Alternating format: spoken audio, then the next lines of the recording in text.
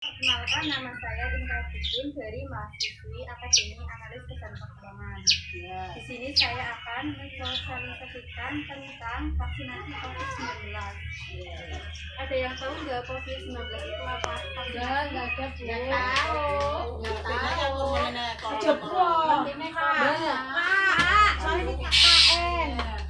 Ya udah Bu, saya jelaskan ya. Di sini vaksinasi COVID-19 merupakan salah satu upaya pemerintah dalam menangani masalah COVID-19.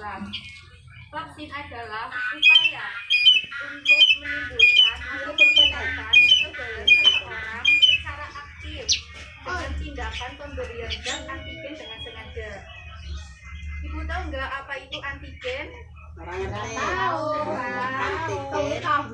Antigen itu zat apapun yang mampu menghasilkan atau yang mampu menyebabkan sistem imun dalam tubuh kita menghasilkan antibodi yang spesifik dan mampu berikatan dengan sejumlah komponen sistem imun. Jadi spesifik itu sesuatu yang lebih khusus daripada umumnya.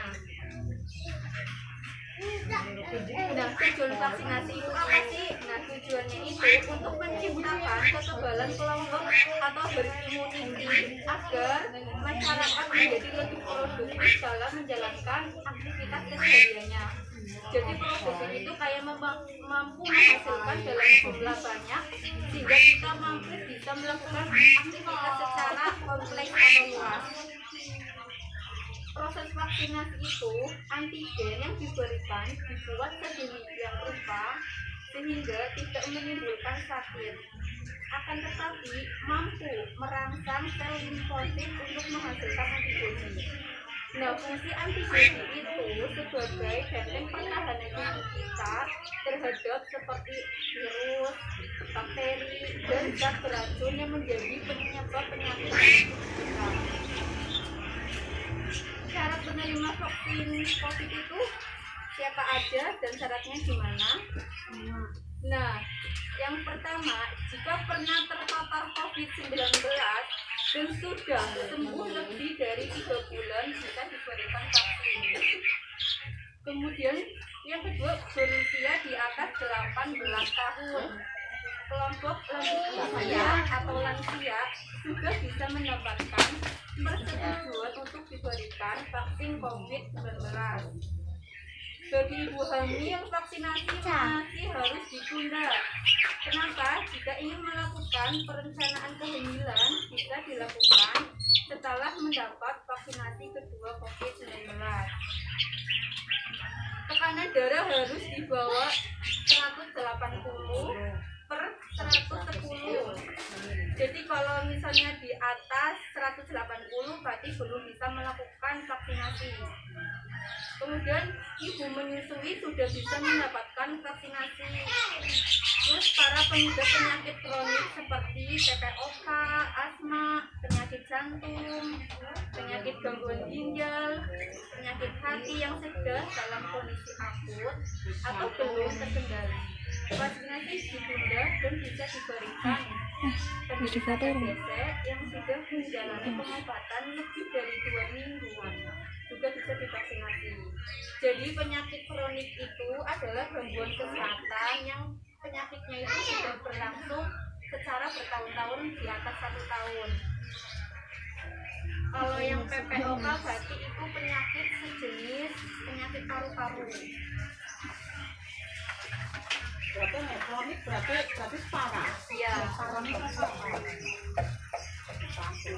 Terus bagi pengidap penyakit autoimun sistemik, vaksinasi harus ditunda dan harus dikonsumsi pada dokter yang merawat.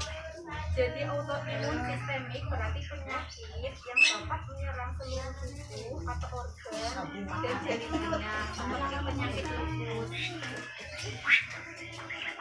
Bagi pengidap gangguan pembekuan darah, defisiensi imun, dan penerima produk darah atau transfusi, vaksinasi harus ditunda. Vaksinasi COVID-19 bisa diberikan setelah melakukan konsultasi dengan dokter yang merawatnya.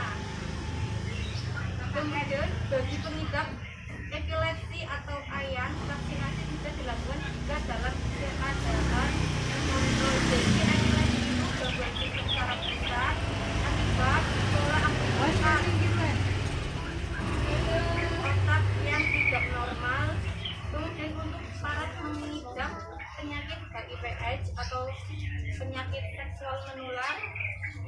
obat secara teratur, vaksinasi bisa dilakukan.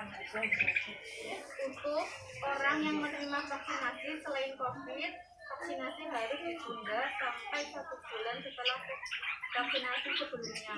Jadi misalkan udah vaksinasi yang lainnya, berarti belum bisa melakukan vaksinasi COVID sampai menunggu 1 bulan baru bisa diproses vaksinasi.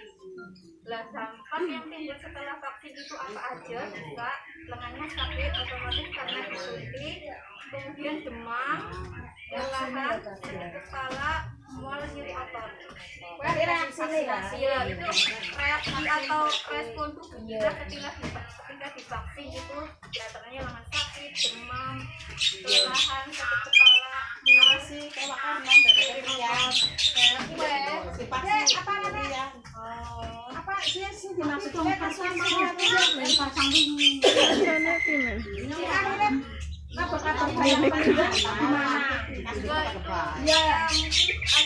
riwayat Coba nilai cari itu apa namanya dosen satuan nilai kasusnya.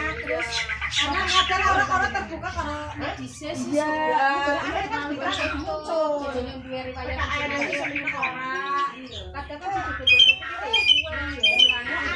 alasannya divaksin mati kan orang terbuka konsultasi ya kan maksudnya karena kan bilang ada reaksi ya ngapain sumber-sumber makanya mau kata sih salah dokternya iya kan ya kan dokter sing salah namanya biasanya ada riwayat penyakit dahulu misalnya paru-paru, jantung, atau lainnya